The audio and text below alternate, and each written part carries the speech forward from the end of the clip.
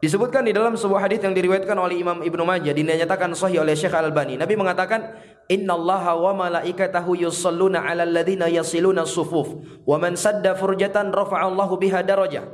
Sesungguhnya Allah dan para malaikatnya itu bersalawat kepada orang-orang yang senantiasa menyambung shaf. Menyambung apa?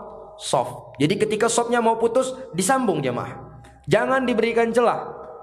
Karena tidaklah ada ruang yang terjadi antara orang yang sholat dengan yang di sampingnya, ada celah, melainkan syaitan akan masuk. Makanya jangan dikasih celah, dirapatkan jamaah yang dimuliakan Allah.